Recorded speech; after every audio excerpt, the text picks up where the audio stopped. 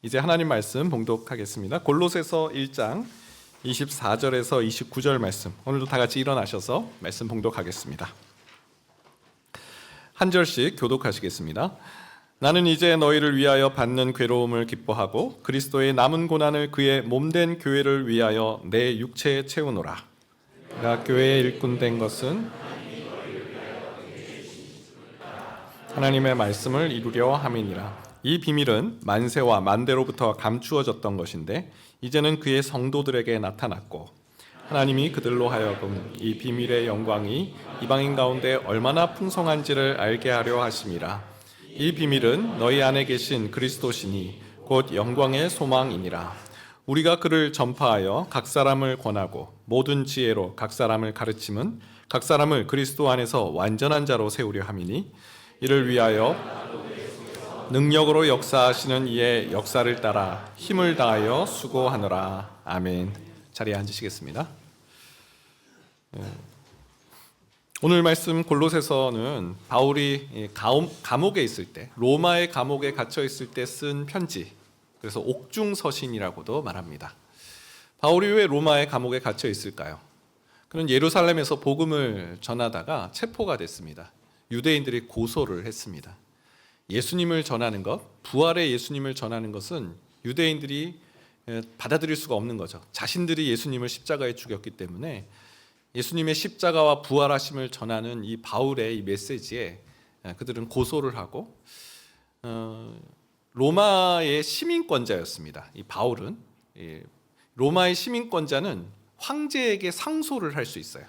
그래서 바울은 자신이 태어날 때부터 시민권자임을 밝히면서 나는 황제에게 재판을 받겠다.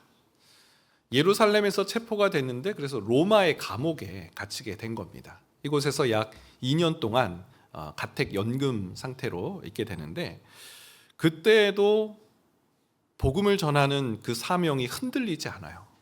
에베소서, 빌립보서, 골로새서, 빌레몬서 이 4개의 옥중 서신을 쓰게 됩니다. 신대원 다닐 때 옥중서신 4개는 뭡니까? 그래서 골, 빌빌 이렇게 해가지고 외웠던 기억이 나는데 참 이 바울의 이 열정, 복음을 전파하는 이 열정이 꺾이지 않았음을 우리는 이 서신을 보면서도 느끼게 됩니다.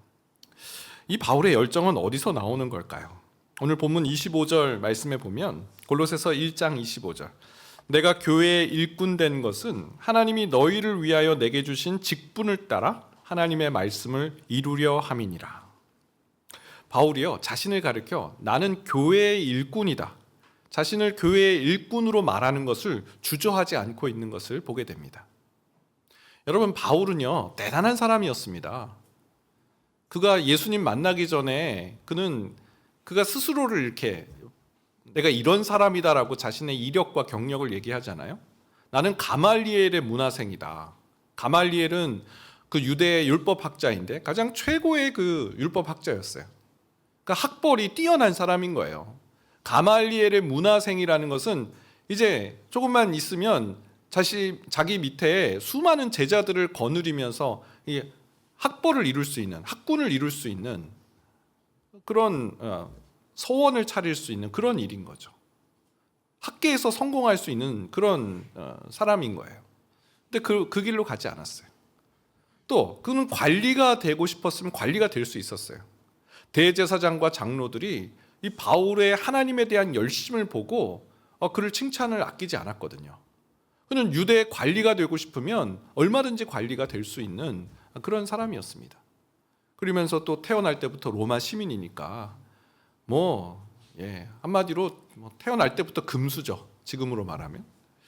그런데 그는 예수님을 믿은 이후에 다 그걸 배설물로 여기죠. 그건 아무것도 아닌 거다. 하나님을 아는 지식이 가장 고상하다라고 말하면서 그는 교회의 일꾼으로 새로운 신분과 새로운 삶으로의 전환이 이루어졌다라는 겁니다. 그는 그 교회의 일꾼으로 살아가는 것을 그가 그 모든 것을 버리고 교회의 일꾼으로 살아간다라고 말한 그 이유, 오늘 말씀의 핵심입니다. 3가지 이유를 좀 살펴보겠는데요. 내가 교회의 일꾼이 된 이유, 바울이 교회의 일꾼으로 살기로 다짐한 이유는 무엇인가? 첫 번째는 그의 몸된 교회를 위해서입니다. 그의 몸된 교회를 위해서. 첫 번째 이유는 바울이 교회를 사랑했기 때문에 그래요. 바울이 교회를 사랑했어요. 자, 바울이요, 교회를 사랑함을 표현하고 있는 구절이 이 제목 그 자체예요. 교회를 뭐라고 말합니까? 그의 몸된 교회래요. 그가 누굽니까? 예수 그리스도. 교회가 예수 그리스도의 몸. 교회는 건물이 아니고, 교회는 조직이 아니라 교회는 예수 그리스도의 몸이시다. 에베소서 1장 23절도 이렇게 말씀합니다. 교회는 그의 몸이니 만물 안에서 만물을 충만하게 하시는 이의 충만함이니라. 교회가 그의 몸이라는 것은 교회와 예수님을 뗄래야 뗄 수 없다라는 뜻이죠. 교회와 예수님을 분리할 수 없는 거예요. 일체예요. 몸은 일체를 말하는 거예요. 여러분, 예수님은요, 이 땅에 책을 남기지도 않으셨어요. 책을 쓰셔서 예수전 이런 걸 쓰신 적이 없어요. 일기도 안 쓰셨어요. 예수님이 나라를 건설한 것도 아니세요. 예수님이 학교를 건설한 것도 아니세요. 예수님이 하나, 교회를 세우셨어요. 교회를 위해서 이 땅에 오셨고요. 교회를 위해서 생명을 내어주시고 십자가에 죽으셨고요. 교회를 위해서 부활 승천하셨고요. 승천하신 후에 지금 어디에 계세요? 하늘 보좌 우편에서 우리를 위해서, 교회를 위해서 지금 간구하고 계세요. 예수님은 교회를 위해 이 땅에 오신 거예요. 바울은 그걸 알았던 거예요. 자신을 교회의 일꾼이라고 말하는 걸 주저하지 않은 이유는 예수님께서 교회를 위해서 오셨다. 교회를 위해 죽으셨다. 교회를 위해서 지금도 기도하신다. 오늘 본문 24절이 바로 그 이야기예요. 나는 이제 너희를 위하여 받는 괴로움을 기뻐하고 그리스도의 남은 고난을 그의 몸된 교회를 위하여 내 육체에 채우노라. 어려운 구절입니다. 난의 구절이에요. 지금 제일 마지막에 내 육체에 채우노라. 이거는 그가 지금 감옥에 갇혀 있는 것을 반영하죠. 내가 지금 감옥에 갇혀 있는 것은 이유가 무엇인가? 너희를 위해 받는 괴로움을 기뻐한대요. 너희가 누굽니까? 골로새 교회예요. 교회를 위해서 괴로움을 겪는 것도 나는 기뻐한다. 어떻게 이럴 수가 있어요? 지금 교회를 위해서 복음을 전하다가 감옥에 갇혀 있는 거잖아요. 그러면서도 기뻐해요. 그 이유가 봤더니 그리스도의 남은 고난. 어려운 구절입니다. 그리스도의 남은 고난이 뭐지? 예수님이 남겨둔 것이 있나? 예수님이 교회를 위해서 지금까지 희생하고 헌신하면서 고난을 당하신 그 교회를 세우시면서 있었던 그 고난, 그리스도의 그 남은 고난, 그 고난을 그의 몸된 교회를 위해서, 이 교회를 위해서 내 육체에 채우고 있다. 여느 사람 같았으면요, 감옥에 갇혔다? 아이고야, 내 인생 이제 끝났네. 내가 어쩌다 여기까지 왔다. 아마 회한에 잠기고 후회에 젖을 거예요. 그런데요, 감옥에 갇혀 있는 똑같은 사람 바울이 지금 내가 내 육체에 채우노라라고 말하고 있는 건, 내가 감옥에 갇혀 있는 이것은 내가 너희를 위해서, 이 교회를 위해 고난인데 나는 그것을 기뻐한다. 그리고 이것은 그리스도의 남은 고난이고 나는 이 남은 고난을 그의 몸된 교회를 위해서 나는 내 육체에 채워나갈 것이다. 종종 이런 말씀을 하시는 분들이 있습니다. 나는 예수님은 믿지만 교회는 안 믿어. 우리 신앙생활은 하나님 보고 신앙생활해야지 교회 보고 신앙생활하는 거 아니야. 교회와 신앙생활을 분리해요. 예수님과 신앙생활을, 교회를 분리해서 이제 말을 합니다. 네. 여러분, 그런 말들 많이 들어보셨죠? 아픔이 있는 것이죠. 예수님과 교회를 동일시하기에는 내가 교회에서 받은 그 마음의 아픔과 상처를 해결할 수가 없는 거예요. 신앙을 떠날 수는 없다. 그래, 사람 보고 신앙생활 하냐? 하나님 보고 신앙생활 해야지. 분리해요. 필립 얀시 목사님이 쓰신 교회, 나의 고민, 나의 사랑이라는 책이 있습니다. 책 제목부터가 어떤 느낌인지 아시겠죠? 교회, 나의 고민, 나의 사랑. 필립 얀시 목사님은 미국 미국 사람, 미국 목사님이신데 미국 남부 출신의 목사님이세요. 미국 남부는 그 굉장히 전통적인 보수적인 교단이 있는 그런 교회입니다. 어린 시절 자기가 봤을 때도 이 교회가 되게 이상하게 보였대요. 예배는 막 어마어마하게 거룩하게 영광 예배를 드리다가 예배가 딱 끝나는 즉시 성도들이 회의를 하면서 막 서로 질투하고 싸우고 이런 광경을 어린 필립 얀시 목사님 본 거예요. 아니 서로 예배 때는 그렇게 부둥켜 안고 환대하더니 곧 지나자 막 위선과 이 거짓과 시기와 이 목회자는 그 형식, 그 틀을 지켜나가는 일에만 관심을 두고 있는 예배가 너무 무거웠대요. 그 유년 시절에 그 하나님은 강요하시는 하나님, 나를 겁박하시는 하나님, 내 팔을 비트시는 그런 하나님, 무서운 하나님. 필립 얀시 목사님이 청년이 됐어요. 야, 나는 이제 더 이상 교회를 다닐 수가 없겠다. 스스로에게 이런 질문을 했대요. 교회는 나의 고민거리야. 내가 왜 교회를 붙잡고 고민을 해야 되지? 교회를 떠나도 얼마든지 신앙생활 할 수 있는데 조용히 말씀 보고 기도 생활하면 되지. 그런다고 내 신앙이 없어지는 건 아니잖아. 교회를 그렇게 떠난 거예요. 그런데요, 그분의 그 책의 내용이에요. 자신이 교회를 떠났을 때 하나님의 은혜도 떠나는 것을 경험하게 되었다. 그러면서 이렇게 말합니다. 한동안 교회를 떠났다.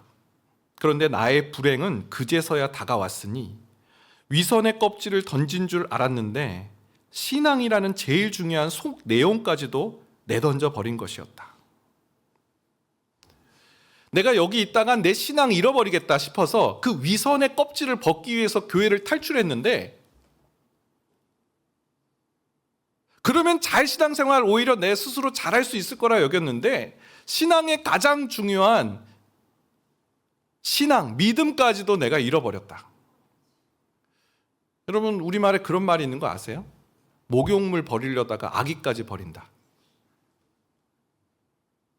처음 들어보신 표정이세요, 다 외국에서 살다 오셨군요.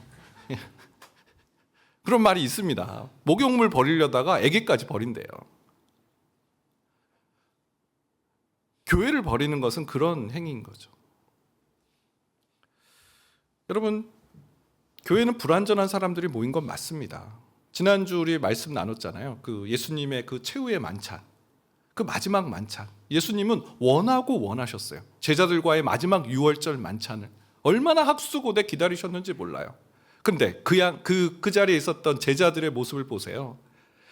그 마지막 순간까지 누가 더 크냐 자리 싸움 하고 있었고요. 심지어 그 중에는 한 명이 그 상 위에 손을 올려놓고 있는데 이 손이요, 내가 언제 예수님을 팔지? 음모를 꾸미고 있었던 그 한 사람. 여러분, 그 12 제자는 교회의 모델, 모형이에요. 예수님 얼마나 상처받으셨을까요? 내가 너들과 어느 때까지 참으리요? 막 예수님 또 책망하셔야 될 그때 감사 기도를 드리시고요, 그 제자를 끝까지 버리지 않으셨어요. 아마 이 자리에는 신앙생활과 교회를 분리해서 신앙생활하는 것이 맞겠다 싶어서 그런 경험이 있으신 분들이 많이 있을 줄 압니다.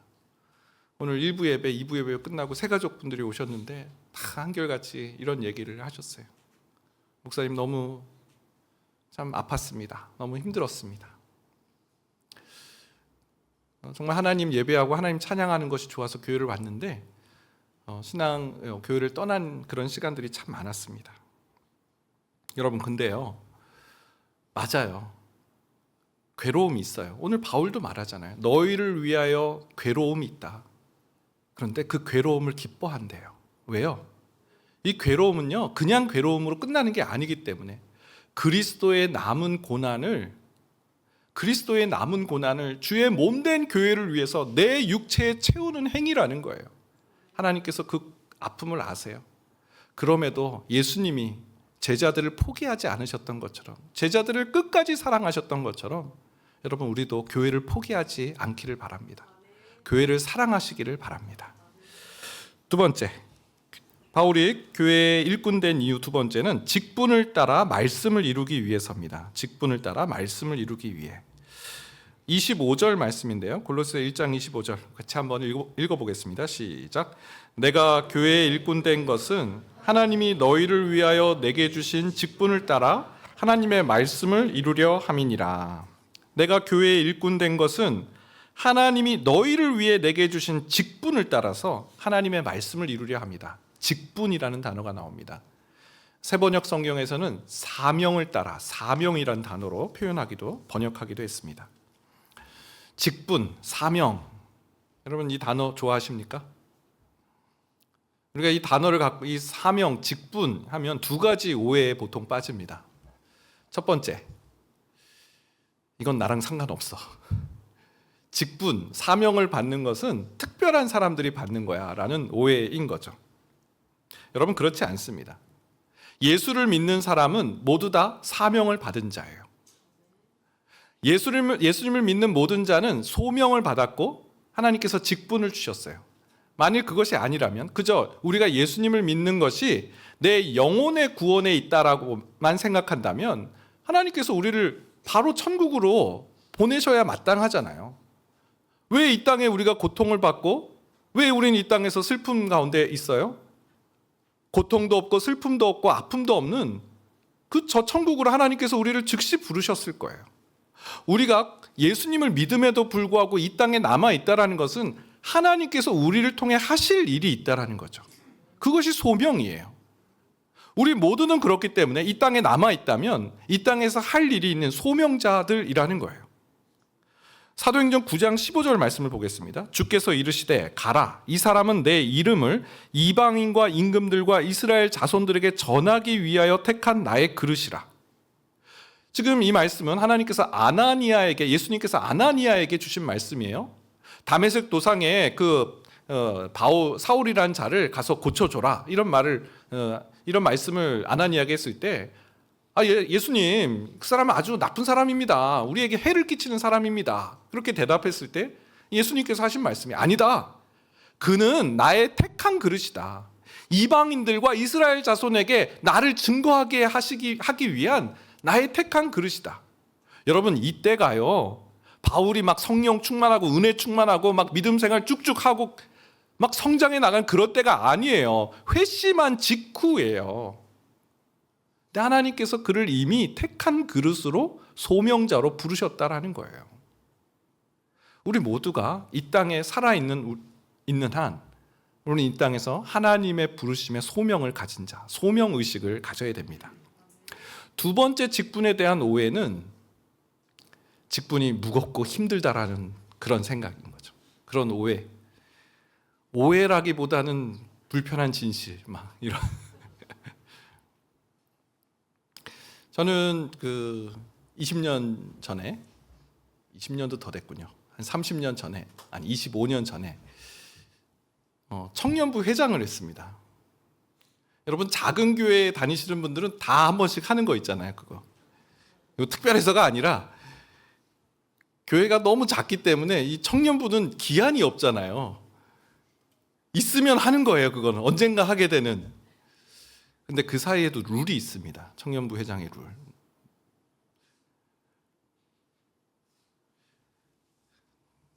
저만 아는 룰인가요? 룰이 뭐냐면 보통 회장은 3년 차 내지 4년 차 그리고 5년 차 이상은 리더를 보통 하죠.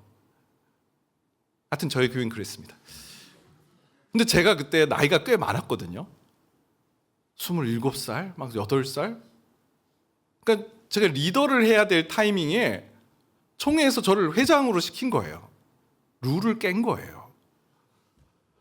제가 그날 집에 돌아가면서 1시간 동안 놀이터에 그네에 앉아가지고 야 내년 어떻게 하냐 정말 큰일 났다 이런 마음은 잠깐이고요 화가 올라오는 거예요.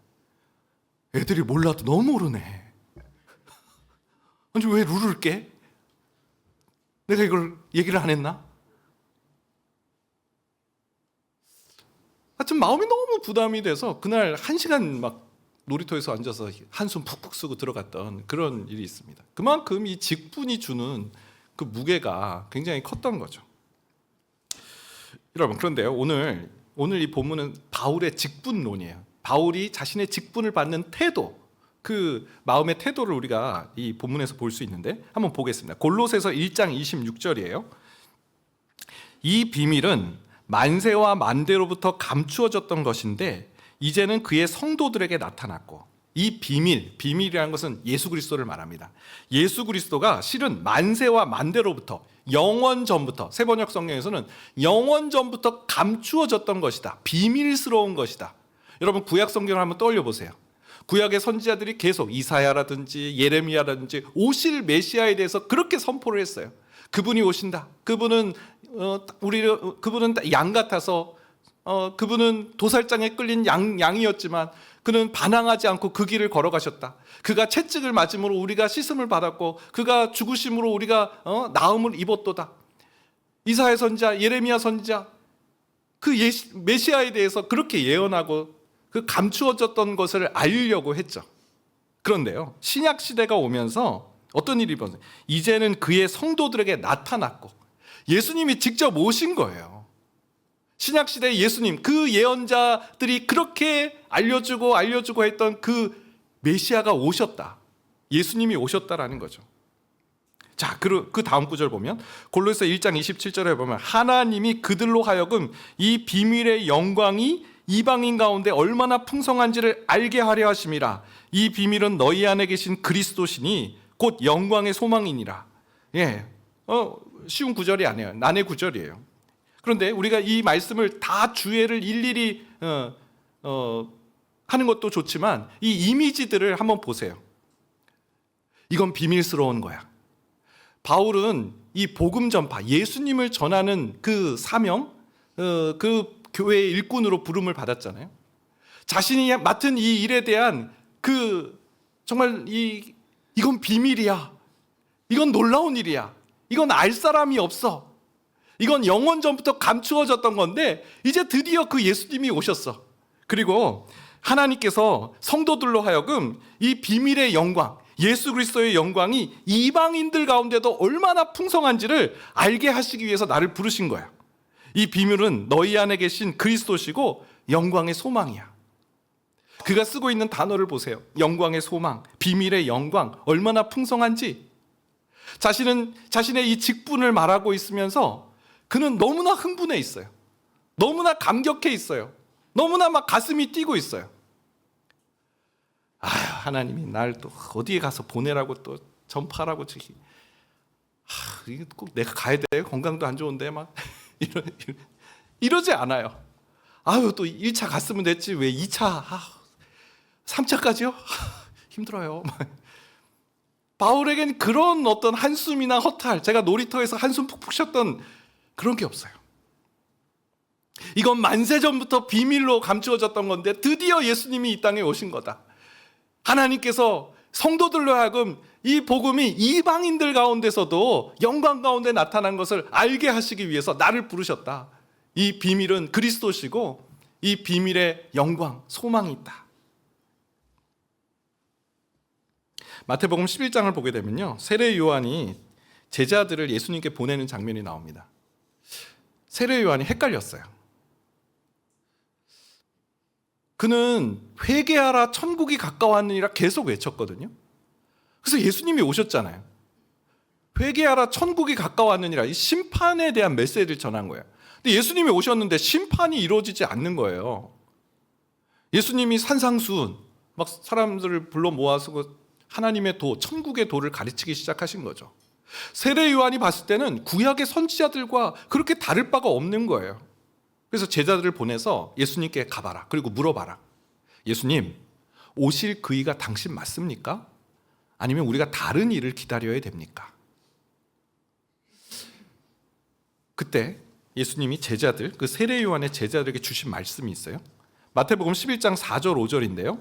같이 한번 읽어보겠습니다. 시작. 예수께서 대답하여 이르시되 너희는 요한에게 알리되 맹인이 보며 못 걷는 사람이 걸으며 나병 환자가 깨끗함을 받으며 못 듣는 자가 들으며 죽은 자가 살아나며 가난한 자에게 복음이 전파된다 하라. 내가 맞다 이러시면 되는데 그런 말씀을 하지 않으세요. 그러면서 자, 예수께서 대답하여 이르시되 너희가 가서 듣고 보는 것을 요한에게 알려라. 여기서 너희는 이 세례 요한의 제자들이죠. 너희가 뭘 보고 있는지 뭘 듣고 있는지 세례 요한에게 알려. 그러면서 예수님 하신 말씀이 맹인이 본다. 맹인이 보며 못 걷는 사람이 걷는다.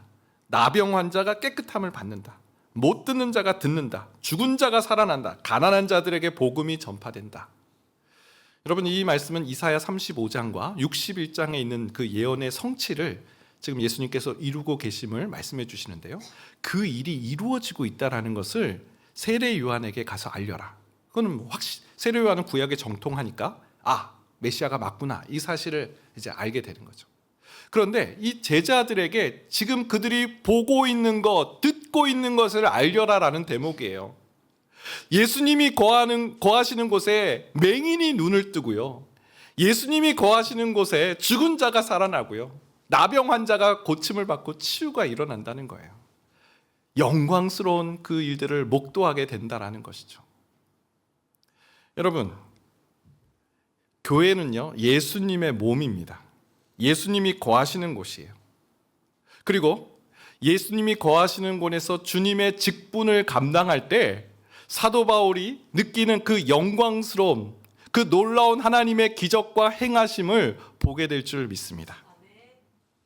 저는 이번 주 그 다락방 공과의 내용을 보면서 참 많은 생각들을 좀 했습니다.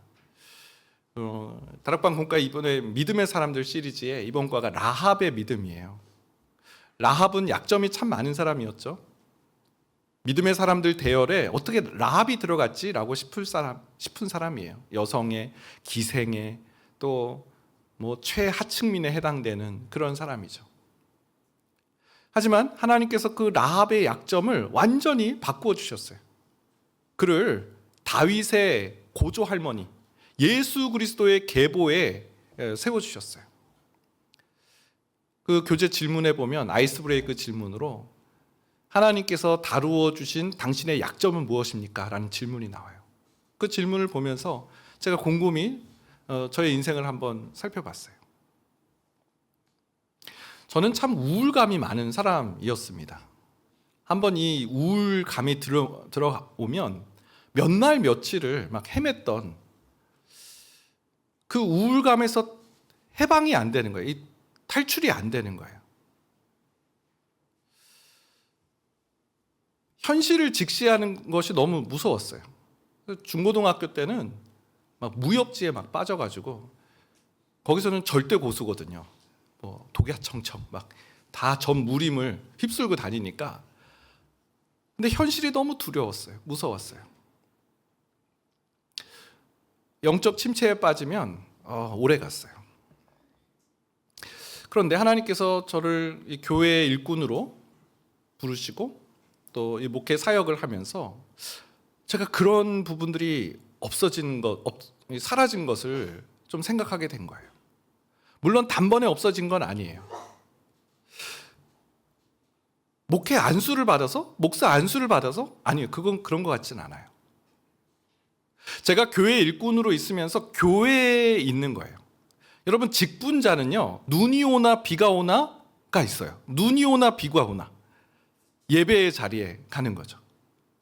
하나님을 예배하기 시작하면서 제가 생각했던 자기 연민, 난 이게 안 돼, 난 이게 부족해, 난 왜 이럴까, 이런 자기 연민의 시각에서 하나님을 보는 시각으로 바뀐 거예요. 뭐 바뀐 건 없어요. 똑같이 능력 미달, 또 맨날 실수하고 덤벙대고. 근데 자기를 보는 그 눈에서 하나님을 보게 된 거예요. 하나님의 말씀을 보게 되고 하나님을 찬양하게 되고 예배의 자리에 있으면서 내가 자기 연민에 빠질 그 시간이 없게 된 거죠. 대신에 하나님을 보는 시간들이 더 많아진 거예요. 와, 이제는요, 영적 침체에 빠지더라도 단번에 일어납니다. 잘 빠지지도 않아요. 예배의 힘입니다. 직분자가 갖고 있는 힘이에요. 직분은 무거운 무거울 수 있어요. 괴로울 수 있어요. 없는 거 아니에요. 그런데요, 영광스러움이 훨씬 더 커요. 너에게 겪는 이 고난은 장차 너에게 도래할 이 영광과 비교할 수 없도다. 예, 맞는 말씀이에요. 현재의 고난은 장차 우리에게 도래할 영광과 비교할 수 없도다. 거뜬하게 일어날 수 있어요. 오늘 이 바울이 이 직분론, 그는 너희를 위한 괴로움을 기뻐한대요. 그리스도의 남은 고난을 내 육체에 채우노라. 그 담대한 고백을 우리도 할 수 있기를 주님의 이름으로 축원드립니다. 마지막 세 번째는요, 각 사람을 완전한 자로 세우기 위해서입니다. 바울의 그 교회 일꾼됨의 세 번째 이유, 각 사람을 완전한 자로 세우기 위해서. 28절인데요. 같이 읽어보겠습니다. 시작. 우리가 그를 전파하여 각 사람을 권하고 모든 지혜로 각 사람을 가르침은 각 사람을 그리스도 안에서 완전한 자로 세우려 함이니. 우리가 그를 전파하여, 자신의 그 사명이죠. 복음을 전하는 일에 그 부르심을 받은 이 사명자, 이 바울이 이제 우리가 그를 전파하며 예수님을 전파하는 그 이유와 목적에 대해서 말을 하고 있어요. 그것은 각 사람을 권하는 것이다. 권하다라는 것은 훈육하다, 양육하다라는 뜻이에요. 한 사람 한 사람이에요. 각 사람이라는 단어가 3번이나 반복되는데 그것은 한 사람 한 사람을 가르치고 지도하고 그리스도 안에서 완전한 자로 세우기 위함이다. 한마디로 성숙한 그리스도인을 세우기 위해서이다. 여러분, 교회의 일꾼이라고 해서 막 교회를 큰 교회를 만들고 막 교회를 여러 개를 만들고 교회의 일꾼됨의 목표가 그거 아닙니다. 여러분, 이 대목이 중요해요. 교회의 일꾼 된다라는 것은 도대체 무슨 의미냐? 교회의 일꾼 된다라는 것은 그리스도 안에서 각 사람을 완전한 자, 믿음의 장성한 분량, 온전한 자, 성숙한 자로 세우는 것.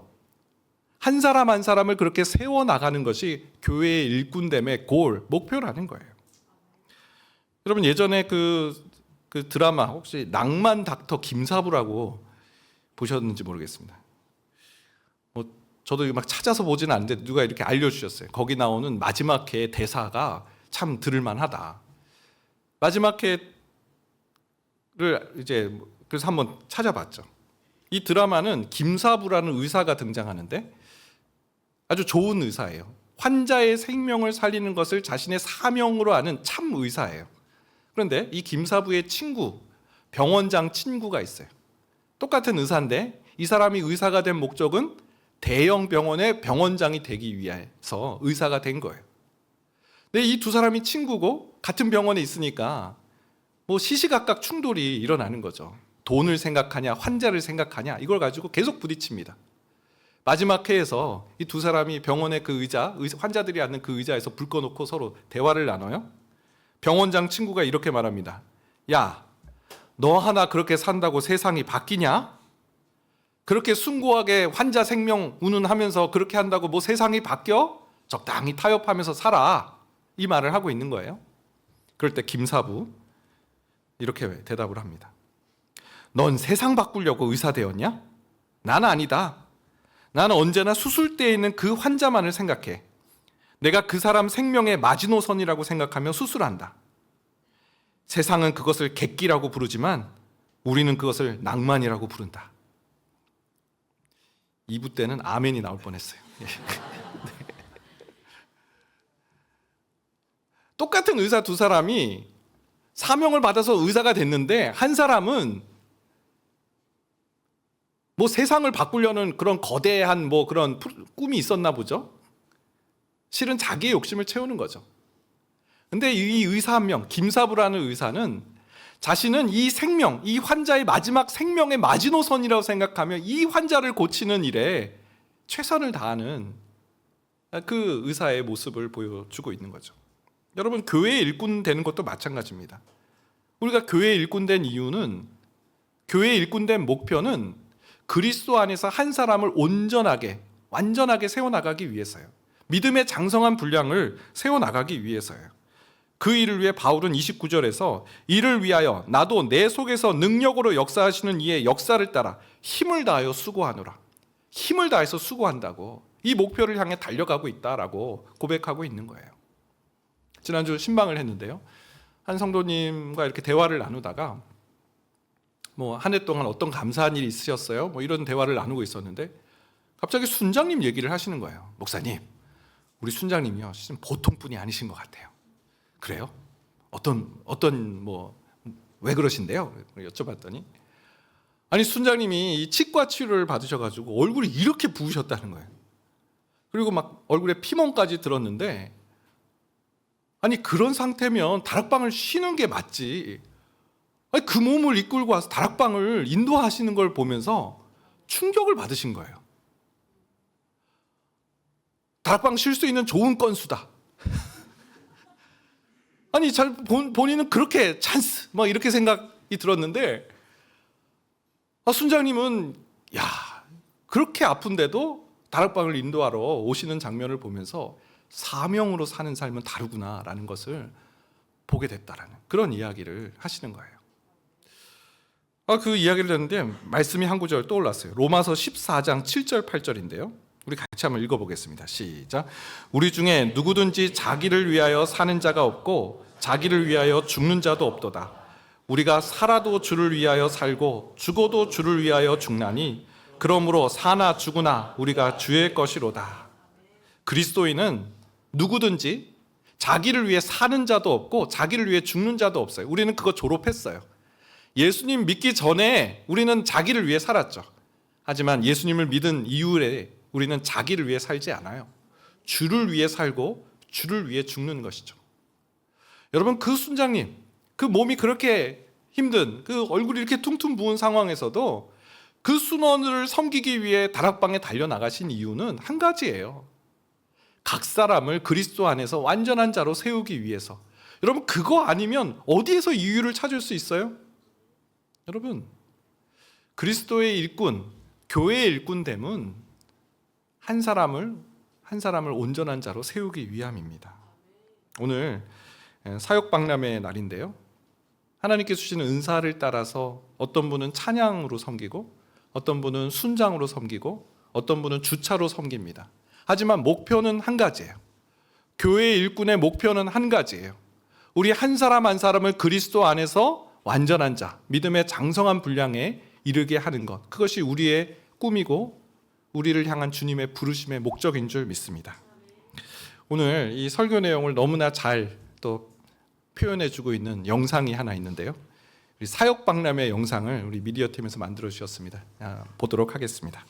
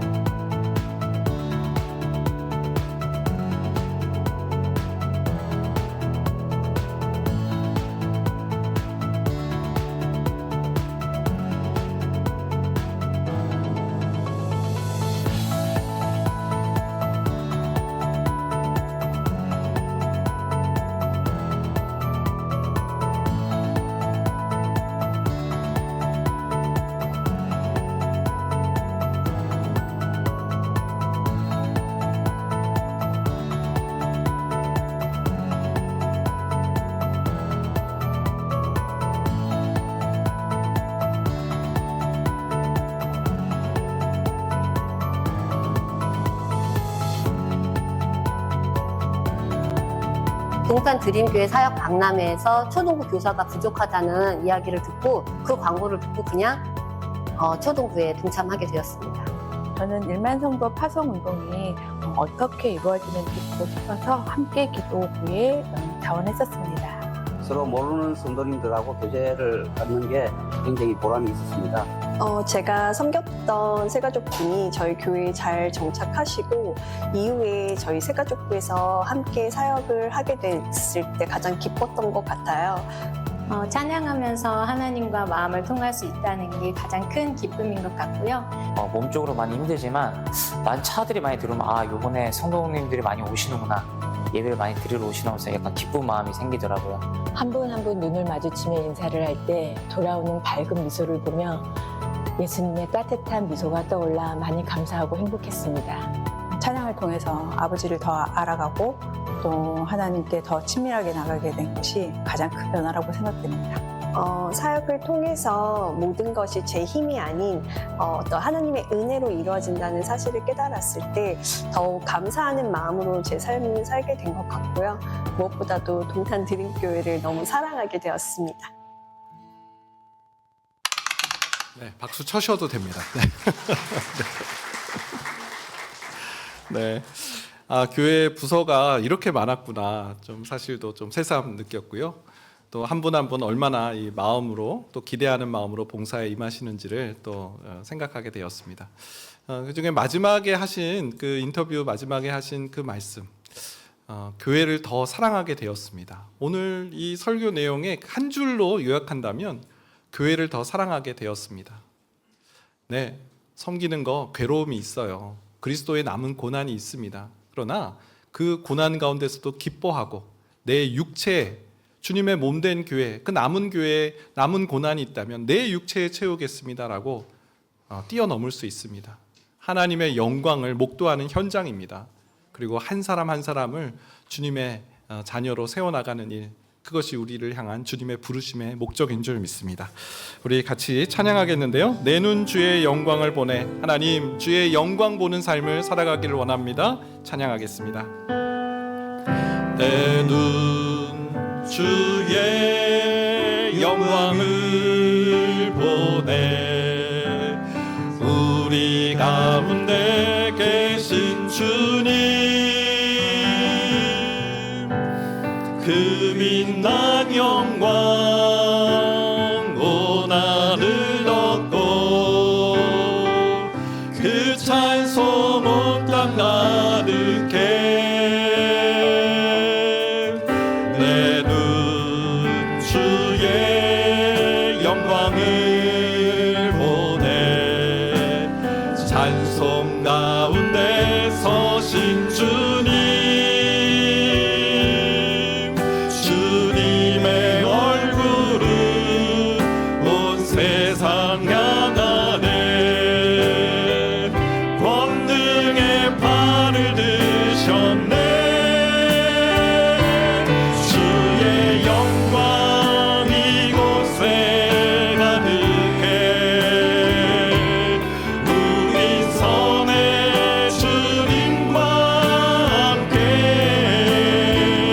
찬양하며 우리는 전진하리. 모든 열방 주 볼 때 주의 영광 이곳에 가득해, 주의 영광 이곳에 가득해, 우린 선의 주님과 함께 찬양하며 우리는 전진하리.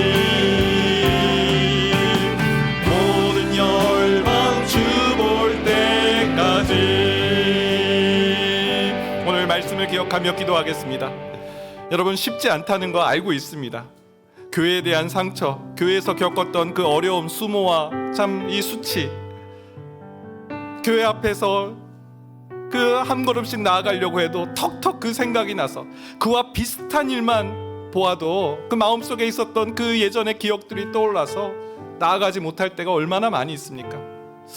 하나님, 예수님께서 교회를 포기하지 않으셨다면, 하나님, 예수님께서 교회를 사랑하셨다면 바울처럼 너희를 위한 그 고난을 내가 기쁨으로 여긴다, 너희를 위한 괴로움을 내가 기쁨으로 여기며 그것을 그리스도의 남은 고난이라 여기며 주님의 몸된 육체를 위해, 아니 몸된 교회를 위해 내 육체에 채워나가는 삶을 살리라.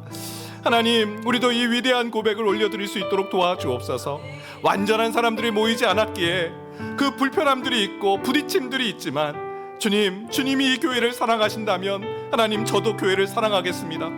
또한 주님, 주님의 영광을 목도하길 원합니다. 직분자에게 주신 그 힘과 능력을 하나님 경험하며 우리 안에 내적인 상처들이 치유되어지고 온전하며 완전한 하나님의 사람으로 세워지게 하여 주옵소서. 우리 주여 한번 외치시고 기도하며 나가겠습니다. 주여,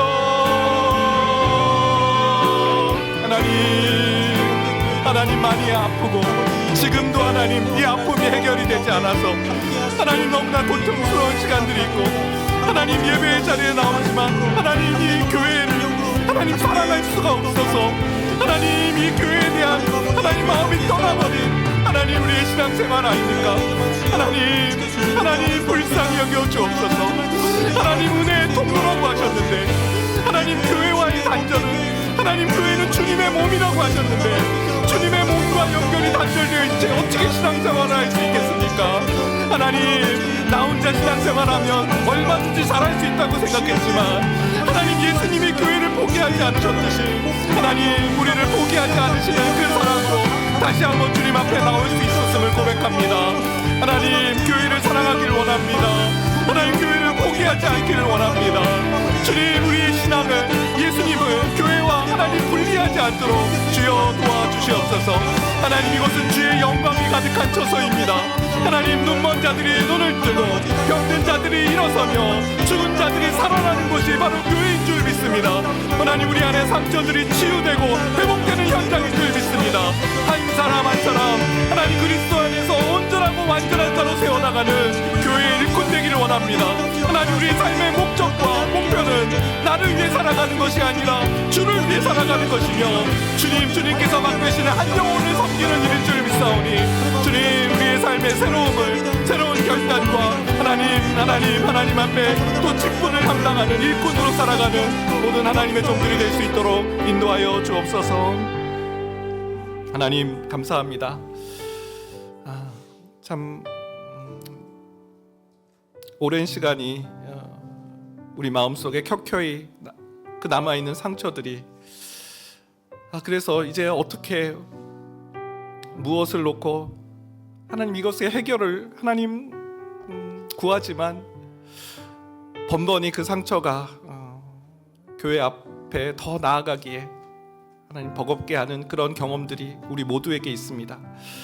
예수님도 제자들에게 많은 상처를 겪으셨지만 주님, 그 예수님 제자를 버리지 않으시고 포기하지 않으셨던 것처럼 바울이 너희를 위한 그 괴로움을 내가 기뻐한다라고 말한 그리스도의 남은 고난으로 여기며 그 괴로움을 통과해 나갔던 것처럼 주님, 우리도 통과해 나갈 수 있도록 도와주시옵소서. 그리고 이 교회에 하나님께서 얼마나 영광스러운 그 능력과 은혜를 베풀어 주신지를 목격하며 병든 자들이 일어나고 주님, 죽은 자들이 살아나는 그 기쁨을 하나님 우리도 보게 하여 주시고 누리게 하여 주시옵소서. 교회의 일꾼됨은 교회를 거창하게 세우는 것이 아니라 이곳에 한 영혼, 그리스도 안에서 완전하고 온전한 자로 세워나가게 하는 것임을 믿고 한 영혼을 섬기는 동탄 드림교회 될 수 있도록 인도하여 주시옵소서. 지금은 우리 주 예수 그리스도의 은혜와 하나님의 끝끝인 사랑하심과 성령님의 인도 교통 위로하시는 놀라우신 은총이 교회를 사랑하겠습니다. 교회에서 주의 영광을 목도하기를 원합니다. 교회의 일꾼이 되어 한 영혼을 온전하고 완전한 그리스도 안에서 세워나가는 종이 되겠습니다. 마음에 결단하며 나아가는 여기 모인 모든 주님의 권속들 머리 위에 이제로부터 영원까지 함께 하시길 축원하옵나이다. 아멘.